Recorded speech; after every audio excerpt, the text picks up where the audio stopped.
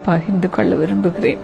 நாங்கள் கனடா தேசத்திற்கு போன பொழுது அங்கு நாங்கள் ஒரு வீடு கூட இல்லாமல் ஒரு ஹோட்டல்ல தங்கியிருந்தோம். வெகு நாட்கள் தங்கியிருந்தோம். எப்படி வீட்டை வாங்க முடியும் என்று நாங்கள் தவித்து கொண்டிருந்த பொழுது ஆண்டவர் ஒரு வழியை எங்களுக்கு காட்டினார்.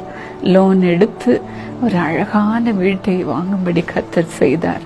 ஒரு காரையும் கூட எங்களுக்கு வாங்கி கொடுத்தார். அது எப்படி தெரியுமா?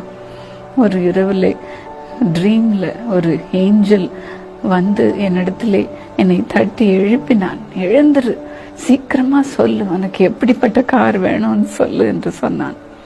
நான் உடனே எழுந்து உட்கார்ந்த பொழுது அவன் சீக்கிரம் எனக்கு நான் சீக்கிரமா போகணும் என்று சொன்னான்.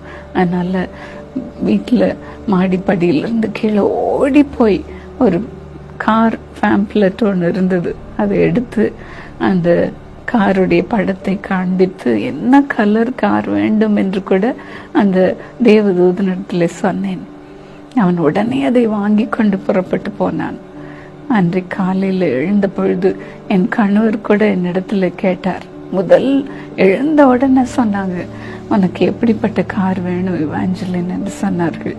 எனக்கு ஒரே ஆச்சரியம், என்ன தேவதூதனும் அப்படியே கேட்டானே என்று உடனே சொன்னேன், எனக்கு இப்படிப்பட்ட